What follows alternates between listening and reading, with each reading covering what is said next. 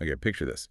You find yourself right in the middle of a war zone, but instead of fleeing, you're dedicating, well, pretty much all your waking hours to helping, and then pivoting to rebuild, to innovate for the future. It's quite a story we're looking at today. We're doing a deep dive into some material called Dalhoff's Dedicated Ukraine Aid and Future Endeavors. It's basically a collection of insights about this Danish entrepreneur and his profound commitment to Ukraine.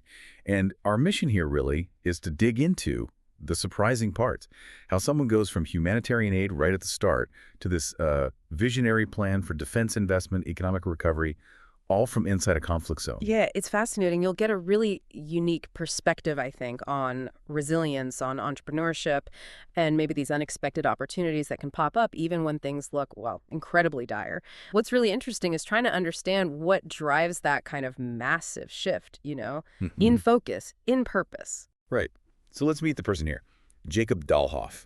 He's the founder, the CEO of MatchOffice. That's a rental portal. Pretty big, actually. Operates in 19 countries.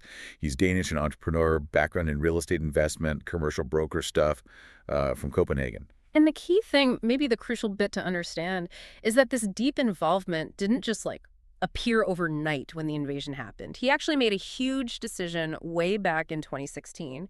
He moved the tech development side of MatchOffice.com and his Danish site, localbasen.dk, to Lviv in Ukraine. Ah, okay. So he was already established there. Exactly. That move, years before the war, really laid the groundwork for what came later for this deep commitment. And wow, was that commitment tested? Think about February 2022. The full-scale Russian invasion begins. The sources give this stark number. 98% of foreigners, they left Ukraine within days. 98%. Has vanished. But Jakob Dalhoff didn't leave. He stayed. He talks about those first few days just being paralyzed, taking trips down to the protective basement under his apartment in Lviv. I mean, you can only imagine. It's just an incredible decision, isn't it? To stay when there's chaos, when basically everyone else like you is getting out. What makes someone do that? For Dalhoff, there is this kind of aha moment. He heard the local Rotary Club was helping soldiers. Okay. And it just clicked for him. He realized he could do something, make a difference, even a small one. And he puts it so well, powerfully. He says, I just want to make a difference. I think I've become addicted to helping others and fighting injustice. Wow. But that's not the worst thing you can get addicted to, I guess. That's quite a statement. Yeah. A real pivot from being frozen to finding purpose. And making a difference. For him, this wasn't just, a weekend thing or a side project. He started dedicating something like 90% of his working hours at his own company's Lviv office to all these different initiatives. 90%. Yeah, we're talking over 50 projects. Yeah. All aimed at helping Ukraine succeed. I mean, that's a radical restructuring of your life, your priorities. Absolutely radical.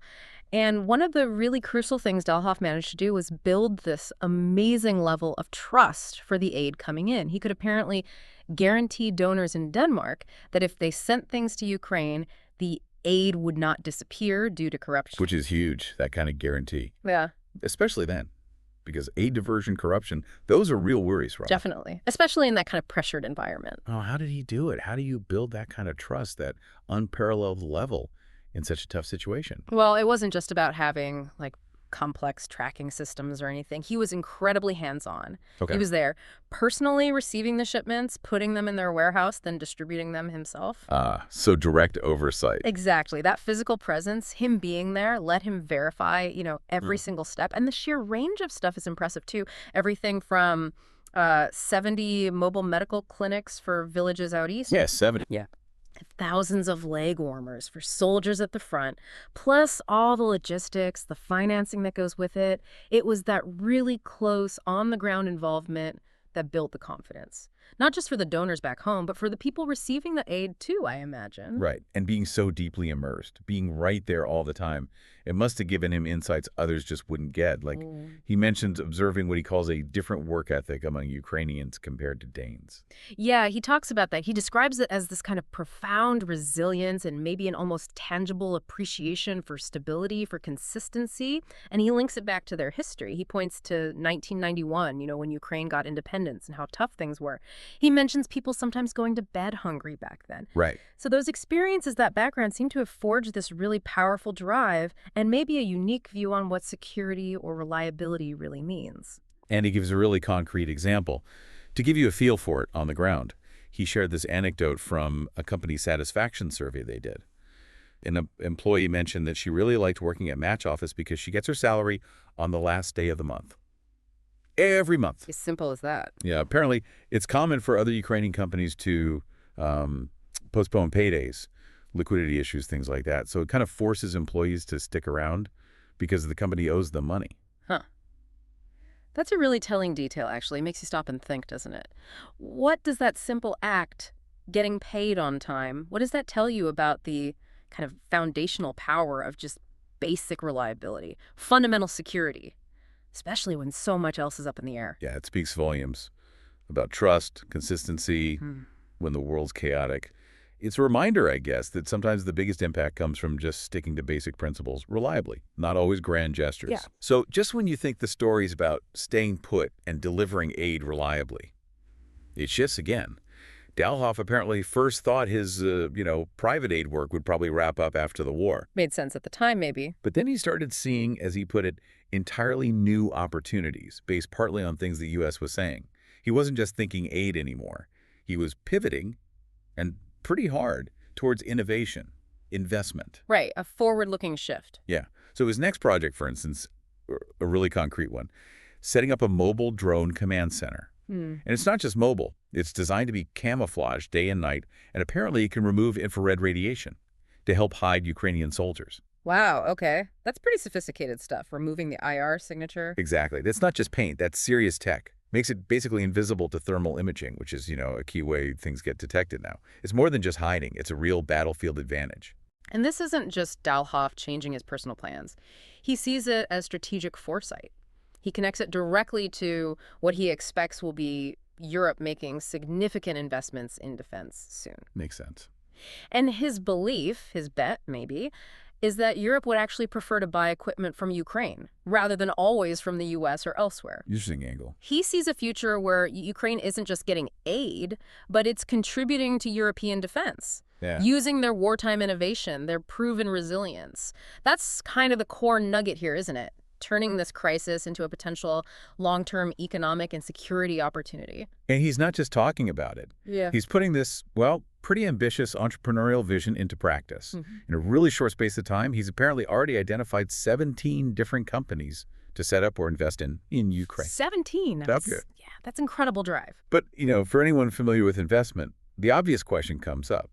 What are the challenges? The specific hurdles of setting up and funding new businesses, especially defense-related ones, inside a war zone. That can't be easy. Oh, absolutely not. It's certainly not for the faint of heart. The challenges must be immense. You've got supply chains in a war-torn country, finding skilled labor, securing facilities, and, of course, attracting the money. Right, the capital. Which is why his financial goal is also pretty ambitious. He's aiming to raise somewhere between 30 and 100 million euros. From institutional investors. Yeah, specifically for defense investments in Ukraine. So this isn't charity anymore. This is about building something sustainable, tapping into Ukraine's tech talent, their wartime innovation, which, smart institutional investors might actually see as a unique high yield, albeit high risk, opportunity. Betting on long-term capability building. Exactly. And he sums up how he feels about the future, his own future, in this really powerful quote. He says, "If asked what I will be doing in a year, I anticipate that I will be running and coaching startups from Lviv." Wow. Right there. The situation here is tragic, but personally, my life has never felt more meaningful than it does right now in Ukraine. So what we've really unpacked today, it's so much more than just an aid story, isn't it? Definitely.